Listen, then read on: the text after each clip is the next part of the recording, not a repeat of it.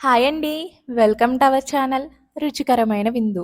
Chicken బిర్యానీకి పోటీ వచ్చే రెసిపీ ఉందంటే నమ్ముతారా? అదేనండి chicken fried rice. Complete street style మెథడ్‌లో పర్ఫెక్ట్ టేస్ట్‌తో సింపుల్‌గా ఇంట్లోనే ఎలా చేయాలో చూద్దామా? ముందుగా ఒక బౌల్ తీసుకొని ఇందులోకి 2 గ్లాసుల బాస్మతి రైస్‌ను వేసుకోండి. క్వాంటిటీ పరంగా 500 గ్రామ్స్. ఇప్పుడు వీటిని ఒకసారి బాగా వాష్ చేసి తీసుకుందాం.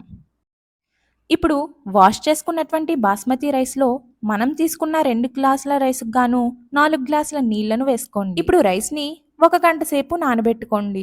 ఈలోపు మిగతా ప్రాసెస్ అనేది చూద్దాం. తర్వాత పావు కేజీ బోన్‌లెస్ చికెన్‌ను తీసుకొని ఈ విధంగా చిన్న ముక్కలుగా కట్ చేసి బాగా వాష్ చేసి తీసుకోండి. ఇప్పుడు ఇందులో అర టీ స్పూన్ ఉప్పు, అర టీ స్పూన్ కస్తూరి మేతి, ఒక టీ స్పూన్ కారం, అర టీ స్పూన్ గరం మసాలా, ఒక టేబుల్ స్పూన్ కార్న్ ఫ్లోర్, పావు టీ స్పూన్ అల్లం వెల్లుల్లి పేస్ట్ వేసి నీళ్ళు అనేవి వేయకుండా అంతా కలిసేలా బాగా మిక్స్ చేసి బౌల్ని పక్కన పెట్టుకోండి. ఇప్పుడు మరొక బౌల్ తీసుకొని ఇందులోకి ఒక కప్ అంటే 300 గ్రాముల మైదాను వేసుకోండి. ఇక్కడ మనం మైదా అనేది ఎందుకు యూస్ చేస్తున్నామంటే బయట స్ట్రీట్ స్టైల్లో చేసేటప్పుడు చికెన్ పీసెస్తో పాటుగా మైదా పీసెస్ని కూడా వేస్తారు. తర్వాత ఇందులో ఒక టేబుల్ స్పూన్ కార్న్ ఫ్లోర్, ఒక టీ స్పూన్ కారం, ఒక టీ స్పూన్ గరం మసాలా. ఈ special home made garam masala link అనేది పైన ఐకార్డ్స్లో ఇస్తాను, తప్పకుండా చూడండి. అలాగే ఇందులో ఒక టీ స్పూన్ కస్తూరి మేతి, ఒక టీ స్పూన్ ఉప్పు వేసి అంతా కలిసేలా బాగా మిక్స్ చేయండి. ఈ విధంగా బాగా మిక్స్ చేసుకున్న తర్వాత ఇప్పుడు కొద్ది కొద్దిగా నీళ్లను వేసుకుంటూ పిండిని సాఫ్ట్ పిండి ముద్దగా కలుపుకోండి. ఈ ప్లేస్లో మీరు పిండిని మరీ గట్టిగా కలిపినట్టయితే మైదా పిండి ముక్కలనేవి బాగా గట్టిగా వస్తాయి. కాబట్టి పిండిని ఈ విధంగా సాఫ్ట్గా మిక్స్ చేసుకోవాలి. ఇప్పుడు కలుపుకున్న పిండిను ఈ విధంగా 2 భాగాలుగా చేసి ఉండలుగా చేసుకొని పక్కన పెట్టుకోండి. ఇప్పుడు పక్కన పెట్టుకున్నటువంటి పిండి ముద్దను తీసుకొని ఈ విధంగా చేతితో పల్చగా స్ప్రెడ్ చేసుకోండి.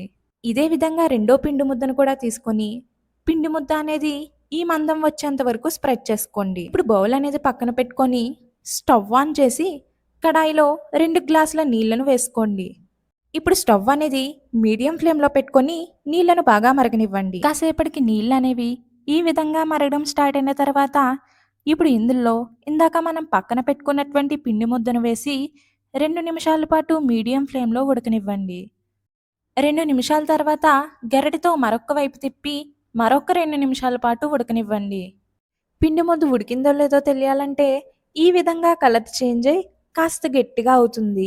ఇప్పుడు స్టవ్ ఆఫ్ చేసి ఒక బౌల్లోకి తీసుకొని పూర్తిగా చల్లారనివ్వండి. కాసేపటికి పూర్తిగా చల్లారిన తర్వాత వీటిని ఈ విధంగా చిన్న చిన్న ముక్కలుగా కట్ చేసుకొని ఒక ప్లేట్లోకి వేసి పక్కకు పెట్టుకోండి. ఇప్పుడు రైస్ కుక్ చేసుకోవడం కోసం స్టవ్ ఆన్ చేసి గిన్నెలోకి 2 లీటర్ల నీళ్లను వేసి ఇందులో ఒక టీ స్పూన్ ఉప్పు, ఒక టేబుల్ స్పూన్ నూనె వేసి మీడియం ఫ్లేమ్లో నీళ్లను బాగా మరగనివ్వండి. సేపటికి నీళ్ళు అనేవి ఈ విధంగా మరుగుతున్నప్పుడు ఇందులో మనం గంటసేపు నానబెట్టుకున్నటువంటి బాస్మతి రైస్ను వేసి రైస్ పూర్తిగా ఉడికేంత వరకు మీడియం ఫ్లేమ్లో ఉడికించుకోండి. రైస్ అనేది పర్ఫెక్ట్గా కుక్ అయిందో లేదో తెలియాలంటే గరిటెతో కాస్త రైస్ తీసుకొని ఈ విధంగా చేతితో నలిపి చూసినట్టయితే పలుకు అనేది లేకుండా ఈ విధంగా కుక్ అవ్వాలి. ఇప్పుడు రైస్ మొత్తాన్ని ఒక బౌల్లోకి వేసుకొని పక్కకు పెట్టుకోండి. తర్వాత స్టవ్ ఆన్ చేసి డీప్ ఫ్రైకి సరిపడా ఆయిల్ వేసుకోండి. ఆయిల్ హీట్ అయిన తర్వాత 5 రెబ్బల కరివేపాకును కాడలతో సహా వేసి కరివేపాకు క్రిస్పీగా వేగేంత వరకు వేయించుకోండి. ఇక్కడ మనం చేసేటువంటి ఫ్రైడ్ రైస్కి మెయిన్ ఫ్లేవర్ అనేది కరివేపాకు, కాబట్టి కరివేపాకు అనేది అసలు మిస్ చేయకండి. కరివేపాకు ఈ విధంగా క్రిస్పీగా వేగిన తర్వాత ఒక బౌల్లోకి తీసుకొని గోరువెచ్చగా ఉన్నప్పుడే చేతితో కానీ లేదా స్పూన్తో కానీ మెత్తని పొడిగా చేసి పక్కన పెట్టుకోండి. ఇప్పుడు అదే కడాయిలో మనం మ్యారినేట్ చేసి పక్కన పెట్టుకున్నటువంటి చికెన్ పీసెస్ను ఒక్కొక్కటిగా వేసి మీడియం ఫ్లేమ్లో వేయించుకోండి. కాసేపటికి చికెన్ పీసెస్ అనేవి ఈ విధంగా కలర్ చేంజ్ అయ్యి కాస్త క్రిస్పీగా వేగిన తర్వాత వీటిని ఒక బౌల్లోకి వేసి పక్కకు పెట్టుకోండి. తర్వాత అదే ఆయిల్లో మనం కట్ చేసి పక్కన పెట్టుకున్నటువంటి మైదాపిండి ముక్కలను వేసి మీడియం ఫ్లేమ్లో మైదాపిండి ముక్కలు అనేవి కాస్త క్రిస్పీగా వేగేంత వరకు వేయించుకోండి. ఈ విధంగా ముందు చికెన్ వేయించుకున్న తర్వాత అదే ఆయిల్లో ఈ మైదా ముక్కలు వేయించుకోవడం వలన ఆ చికెన్ ఫ్లేవర్ అనేది కాస్త ఈ మైదా ముక్కలకు పడుతుంది. మైదా పిండి ముక్కలనేవి ఈ విధంగా కలర్ చేంజ్ అయ్యి కాస్త క్రిస్పీగా వేగిన తర్వాత వీటిని మనం చికెన్ వేయించి తీసుకున్న బౌల్లోకి తీసుకొని పక్కకు పెట్టుకోండి. ఇప్పుడు అదే కడాయిలో 6 టేబుల్ స్పూన్ల వరకు ఆయిల్ ఉంచుకొని ఒక బౌల్లోకి 4 కోడిగుడ్లను కొట్టి ఈ విధంగా బీట్ చేసి ఆయిల్లో వేసుకోండి. తర్వాత ఆమ్లెట్ అనేది మొత్తం స్ప్రెడ్ అయ్యే విధంగా ఈ విధంగా గరిటెతో లాగుతూ మొత్తం స్ప్రెడ్ చేసుకోండి.